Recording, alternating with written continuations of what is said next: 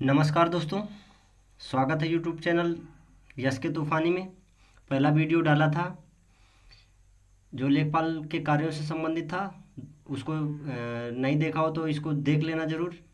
ये वाला दूसरा वीडियो है जो राजस्व के शब्द हैं सजरा, खसरा, खतौनी, इनके बारे में बताने जा रहा हूँ। आइए दोस्तों, हम लोग शुरू करते हैं। सबसे पहले हम लोग शुरू करते हैं किससे? सजरा से। सजरा क्या है, इसके बारे में सबसे पहले हम लोग बात करेंगे। सजरा क्या है?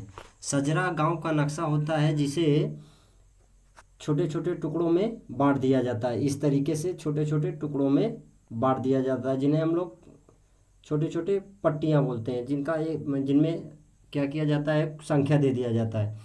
इस सजरे में गांव के नक्शे में तालाब, चक्रोड, रोड, नदी, ये सब दर्शाए जाते हैं। तो सजरा आप लोग जान गए होंगे। आइए हम लोग सजरे के बारे में थोड़ा देख लेते हैं। सजरा को गांव के ऐसे नक्शे को कहते हैं जो गांव के खेतों या अन्य जमीन की पट्टियों का कानूनी तौर पर स्वामित्व बताने हेतु और प्रशासनिक कार्यों के लिए होता है। आप लोगों के कानूनी तौर पर स्वामित्व बताने हेतु प्रशासनिक कार्यों के लिए होता है। ये बात आप लोगों को समझ में आ गई होगी। चलिए हम लोग नेक्स्ट पॉइंट देखते हैं। नेक्स्ट पॉइंट में क्या है? नेक्स्ट पॉइंट में है गांव का सजरा पूरे गांव की ज़मीन को पट्टियों में बांटता है और प्रत्येक पट्टी का अलग अलग नंबर रहता है। उस नंबर को हम लोग गाटा बोलते हैं। आइए दोस्तों हम लोग नेक्स्ट पॉइंट देखते हैं। नेक्स्ट पॉइंट में क्या है? नेक्स्ट पॉइंट पे है लेखपाल के पास हर पट्टी का एक खसरा होता है जिस पर उस पट्टी पर उसके स्वामी का नाम लिखा रहता है। किसका नाम लिखा रहता है? उस पे उसका मालिक का नाम लिखा रहता है। आइए अब हम लोग देखते हैं खसरा। खसरा क्या होता है? सबसे पहले हम लोग देख लेते हैं खसरा क्या होता है। खसरा एक्चुअली में तो होता है उस खेत, वो जो गाटा है, गाटे का विवरण ही खसरा होता है। गाटे में क्या रहता है? गाटा जो अंक रहता है उसी में कितना क्षेत्रफल है, कौन मालिक है, कैसी मिट्टी है, उसी के बारे में खसरा होता है। आइए हम लोग थोड़ा देख लेते हैं कि खसरा क्या है।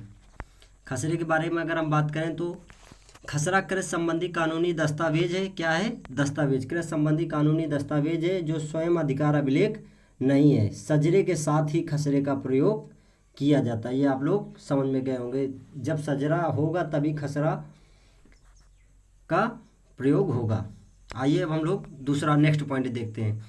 सजरा के पट्टियों का ब्यौरा ही खसरा में होता है। ये बात आप लोगों को समझ में आ गई होगी। सजरा के पट्टियों का ब्यौरा ही खसरा में होता है, ये मैंने पहले ही बता दिया है। दूसरे आइए देखते हैं नेक्स्ट पॉइंट। नेक्स्ट पॉइंट क्या है? खसरा में खेत और उसका क्षेत्रफल, उसका मालिक, उस पर काम करने वाले कृषक, उस पर लगने वाली फसल, उसकी मिट्टी के प्रकार एवं उस पर लगे वृक्षों का विवरण होता है। उस पर लगे वृक्षों का विवरण होता है। आइए अब हम लोग देखते हैं नेक्स्ट पॉइंट क्या है। नेक्स्ट पॉइंट के बारे में हम लोग बात करेंगे कृषि आंकड़े और खतौनी। कृषि आंकड़े और खतौनी जिन तथ्यों की आवश्यकता होती है वह सब लेखपाल द्वारा खसरा में लिखा जाता है। किसमें लिखा जाता है? खसरा में। ये बात आप लोगों को समझ में आ गई होगी। आइए अब हम लोग देखते हैं नेक्स्ट पॉइंट। तो नेक्स्ट पॉइंट क्या है? 4 नंबर पॉइंट, खसरा और खतौनी को 2 मई 2016 को कंप्यूटरीकृत कर दिया गया था। ये बहुत ही इंपॉर्टेंट क्वेश्चन है। ये ऐसे पूछेगा कि खसरा और खतौनी को कंप्यूटराइज्ड कब किया गया था? 2 मई 2016। ये डेट बहुत ही इंपॉर्टेंट है, इसको याद रखना। आइए अब हम लोग देखते हैं नेक्स्ट पॉइंट। नेक्स्ट पॉइंट हमारा क्या है? नेक्स्ट पॉइंट 5 नंबर पॉइंट है जिसमें खसरा में 21 कॉलम होते हैं परंतु कंप्यूटरीकृत के बाद 46 कॉलम हो गए। 21 कॉलम तो वैसे होते हैं, एक कॉलम टिप्पणी का होता है। अगर 22 कॉलम ऑप्शन में हो तो 22 सही आंसर लगा देना। आइए नेक्स्ट देखते हैं। खसरा का नवीनीकरण 1 साल में किया जाता है। ये बहुत ही इंपॉर्टेंट क्वेश्चन है। ऐसे क्वेश्चन आएगा कि खसरा का नवीनीकरण कितने साल में किया जाता है, तो खसरा का नवीनीकरण 1 साल में किया जाता है। आइए अब हम लोग देखते हैं खतौनी के बारे में। खतौनी क्या होती है इसके बारे में हम लोग पहले अगर हम लोग बात करें खतौनी की, तो खतौनी एक परिवार या व्यक्ति के ज़मीन की सूची होती है। संक्षिप्त शब्दों में हम लोग कह सकते हैं एक परिवार या व्यक्ति के ज़मीन की सूची होती है। इसके बारे में हम लोग देखते हैं। खतौनी यह शब्द उत्तर प्रदेश में भू राजस्व अधिनियम में वर्णित नहीं है, किंतु अधिनियम के धारा 33, ये बहुत इंपॉर्टेंट है, धारा 33 में वर्णित वार्षिक रजिस्टर को ही खतौनी कहा जाता है। बहुत very very most important question कि धारा 33 में वर्णित वार्षिक रजिस्टर को ही खतौनी कहा जाता है। आइए नेक्स्ट पॉइंट देखते हैं हम लोग। नेक्स्ट पॉइंट क्या है हमारा? 1 नंबर, अगर गांव में खसरों का प्रयोग करके किसी एक व्यक्ति या परिवार की जमीन की सूची तैयार की जाए तो उसे खतौनी कहा जाता है। ये बात तो आप लोगों को समझ में आ गई होगी कि खतौनी किसे कहा जाता है। आइए अब हम लोग देखते हैं नेक्स्ट पॉइंट की ओर। नेक्स्ट पॉइंट हमारा क्या है? 2 नंबर। 2 नंबर में क्या है? किसी व्यक्ति या परिवार के सभी खसरों की सूची उस व्यक्ति या परिवार की खतौनी में होती है। ये बात आप लोगों को बहुत अच्छी तरीके से याद रखना है। किसी व्यक्ति या परिवार के सभी खसरों की सूची उस व्यक्ति या परिवार की खतौनी में होती है। आइए अब हम लोग देखते हैं तीसरा पॉइंट। तीसरा पॉइंट में क्या है? इसमें सभी जोतदारों का वर्णन होता है कि वे किस हैसियत से भूमि धारण कर रहे हैं। ये बात तो आप लोगों को समझ में आई गई होगी। आइए देखते हैं नेक्स्ट पॉइंट। नेक्स्ट पॉइंट हमारा 4 नंबर पॉइंट है। 4 नंबर में हम लोग देखते हैं इसे प्रत्येक 6 वर्ष में नवीनीकृत किया जाता है। बहुत ही महत्वपूर्ण क्वेश्चन है। पूछेगा कि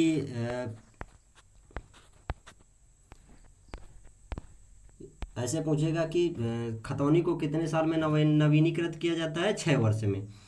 और इसमें कितने खाने होते हैं? 13 खाने। एक टिप्पणी वाला तो हो जाते हैं 14 खाने। आइए अब हम बात करें खेवट की। तो खेवट एक जब जमींदारी समय चलता था तो जमींदारी एक रजिस्टर होता था, वो अब बंद हो चुका है क्योंकि आप सब कंप्यूटर पे काम हो रहा है। आइए इसके बारे में देखते हैं। यह जमींदारी का एक रजिस्टर होता था।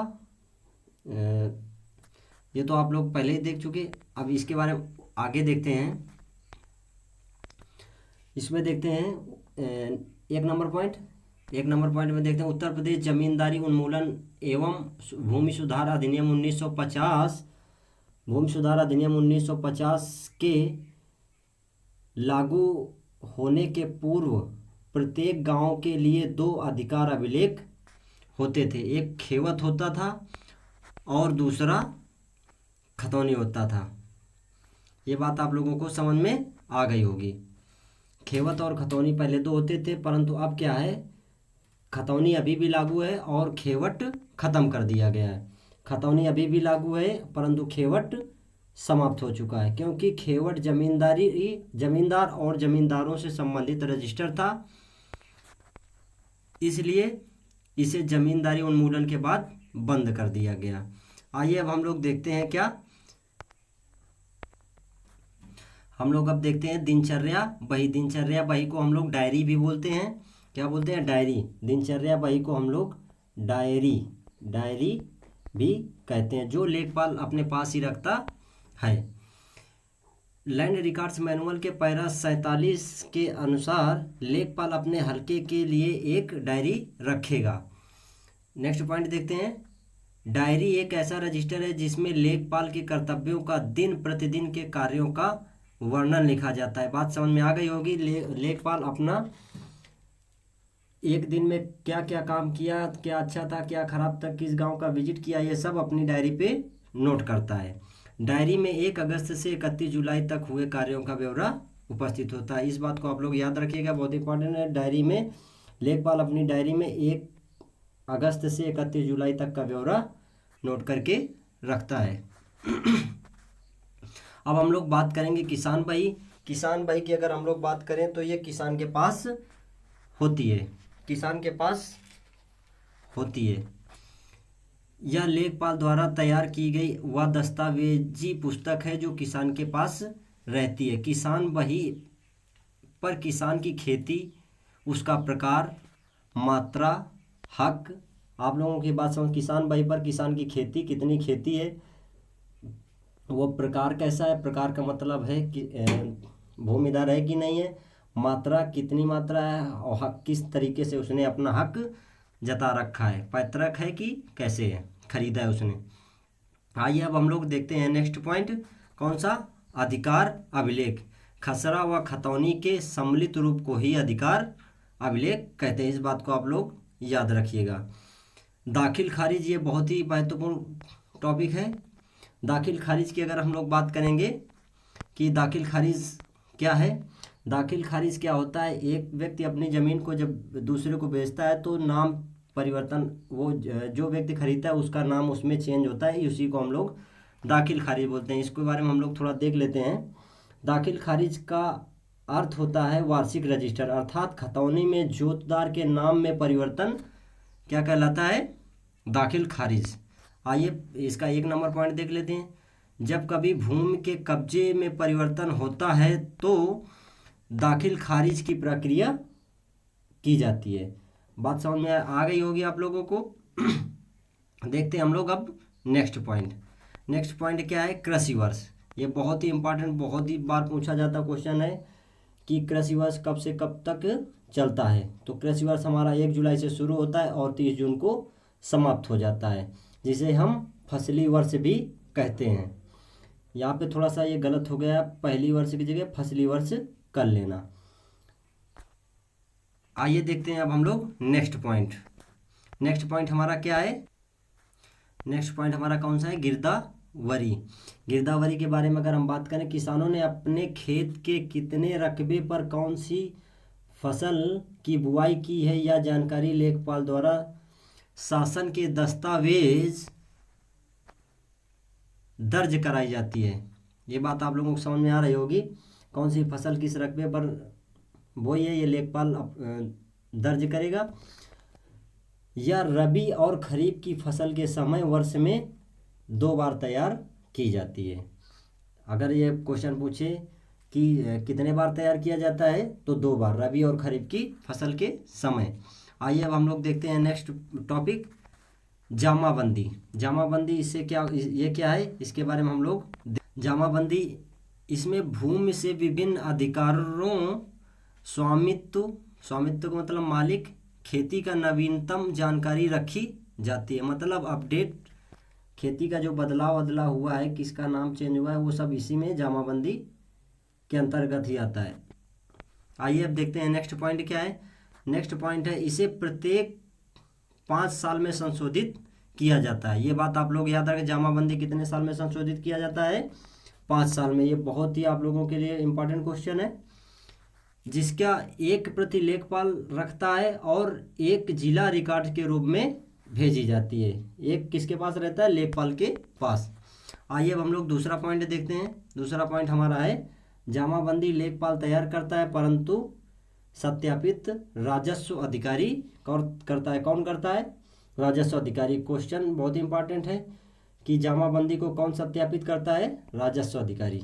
आइए अब हम लोग देखते हैं आगे। आज का यहीं से ख़त्म होता है, नेक्स्ट वीडियो जल्दी लेके आएंगे। Thank you.